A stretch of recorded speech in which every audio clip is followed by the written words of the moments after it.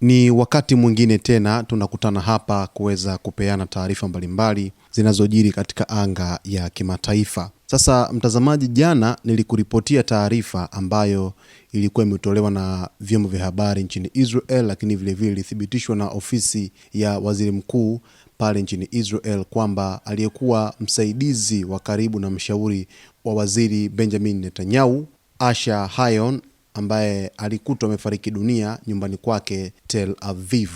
Sasa ni taarifa ambayo ilikuwa ni kubwa, ambayo ilisambaa sana pale nchini Israel, ilileta taharuki namna kifo chake kilivyotokea, lakini uchunguzi ulikuwa unaendelea hadi hivi sasa. Hapa nakuletea kwa kina kabisa uweze kumfahamu huyu Asher Hayon alikuwa ni mtu wa namna gani pale katika nchi ya Israel, ambaye alikuwa ni mshauri wa karibu kabisa wa waziri mkuu Benjamin Netanyahu.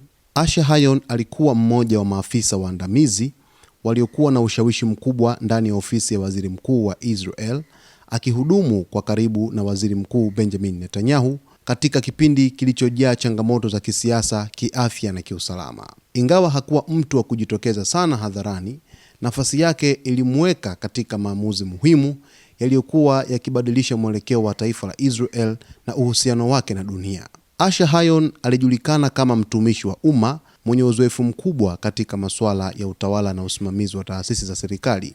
Taarifa nyingi kuhusu maisha yake binafsi, ikiwemo alikozaliwa na familia yake, hazikuwekwa wazi sana kwa umma, jambo lililoendana na tabia yake ya kupendelea kufanya kazi nyuma ya pazia. Tangu mapema katika taaluma yake, Hayon alijijengea sifa ya kuwa mtu mwenye nidhamu, utulivu na uwezo mkubwa wa kusimamia majukumu mazito.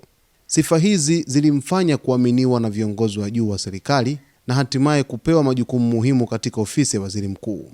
Mwaka 2018 ulikuwa hatua muhimu katika maisha ya Hayon alipoteuliwa kuwa mkurugenzi wa ofisi ya waziri mkuu wa Israel.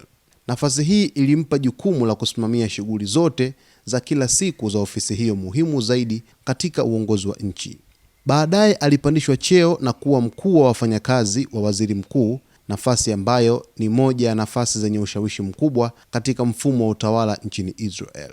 Katika nafasi hii, Hayon alikuwa kiungo muhimu kati ya waziri mkuu, mawaziri, maafisa wa usalama na taasisi nyingine za kiserikali. Majukumu yake makuu yalijumuisha kuratibu ratiba na mikutano ya waziri mkuu, kusimamia utekelezaji wa maamuzi ya serikali, kuratibu mawasiliano kati ya taasisi mbalimbali za serikali, kusaidia kupanga mikakati ya kisiasa na kiutawala, na kuhakikisha ofisi ya waziri mkuu inafanya kazi kwa ufanisi wa hali ya juu.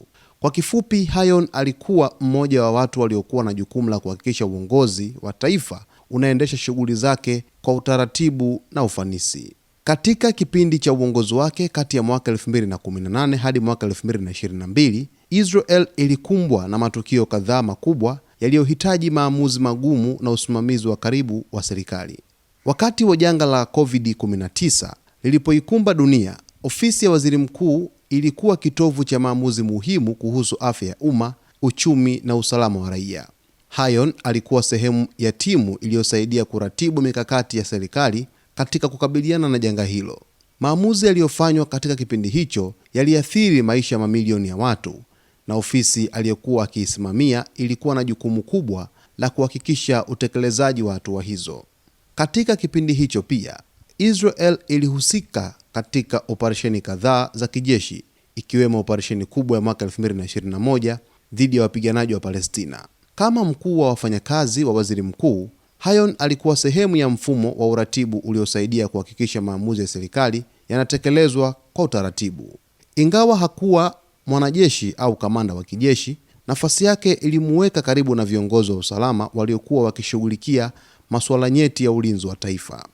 Katika kipindi hicho pia, Israel ilishiriki katika hatua muhimu za kidiplomasia zilizosaidia kubadilisha uhusiano wake na baadhi ya mataifa ya Kiarabu.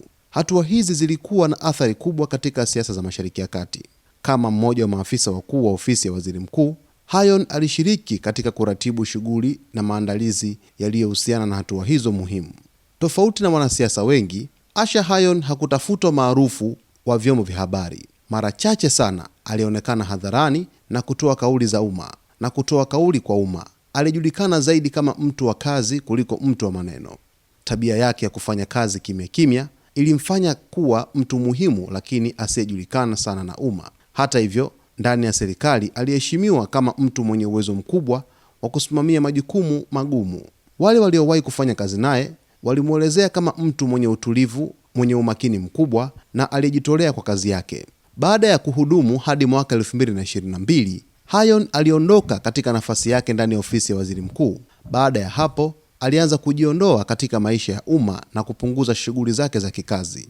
Maafisa wa serikali walisema kuwa alifanya hivyo kutokana na changamoto za kiafya. Katika kipindi hicho, aliishi maisha ya utulivu mbali na macho ya umma na vyombo vya habari. Hatua hiyo iliashiria mwisho wa kipindi chake katika utumishi wa karibu wa uongozi wa juu wa taifa la Israel. Asher Hayon alikutwa amefariki nyumbani kwake katika mji wa Tel Aviv, tukio lililosababisha mshtuko na huzuni miongoni mwa viongozi na wale waliowahi kufanya kazi naye. Waziri Mkuu wa Israel Benjamin Netanyahu alimkumbuka kuwa mtu mwaminifu, mwenye busara na anayejitolea kikamilifu katika kuitumikia nchi yake. Kifo chake kilionekana kama kupotea kwa mmoja wa watendaji muhimu waliokuwa wakisaidia kuendesha shughuli za serikali katika kipindi cha changamoto kubwa. Asher Hayon ataendelea kukumbukwa kama mmoja wa maafisa waliokuwa na mchango mkubwa katika uongozi wa Israel. Licha ya kubaki nyuma ya pazia, alikuwa mfano wa watumishi wa umma aliyefanya kazi kwa bidii, uaminifu na kujitolea, akisaidia kuhakikisha utendaji wa serikali unaendelea kwa utulivu hata katika nyakati ngumu. Ingawa jina lake halikujulikana sana na umma, mchango wake ulikuwa sehemu muhimu ya historia ya uongozi wa kisiasa wa Israel. Urithi wake unabaki kama kumbukumbu ya mtu aliyefanya kazi kimya kimya, lakini kwa athari kubwa katika uongozi wa taifa lake la Israel. Hiyo ndiyo historia ya Asher Hayon kwa kifupi, au wasifu wake baada ya kufariki dunia siku ya hapo jana, alipokuwa baada ya kufariki dunia nyumbani kwake nchini Israel, mji mkuu wa Tel Aviv, alipokutwa nyumbani kwake. Sasa taarifa hii bado iko chini ya mamlaka nchini Israel wakifanyia uchunguzi wa kina ili kuweza kubaini chanzo cha kifo chake, kwa sababu alikuwa amekutwa akiwa amefariki nyumbani kwake, kifo ambacho kimezua utata kidogo kutokana na taarifa ambazo zimeenea kote nchini Israel na kuthibitishwa na ofisi ya waziri mkuu Benjamin Netanyahu. Basi mtazamaji wetu, kwa taarifa zaidi ni kusihi na ni kuombe uendelee kuwa karibu na Zone Media wakati wote. Kama bado hujaweza kusubscribe channel yetu, basi ni kuombe muda ni huu, muda sahihi uweze kusubscribe channel yetu, lakini kulike, kukomenti pamoja na kushare. Kuna mengi mazuri ambayo yanakuja ndani ya Zone Media, hivyo uwe wa kwanza kuyapata, usipitwe na kitu chochote.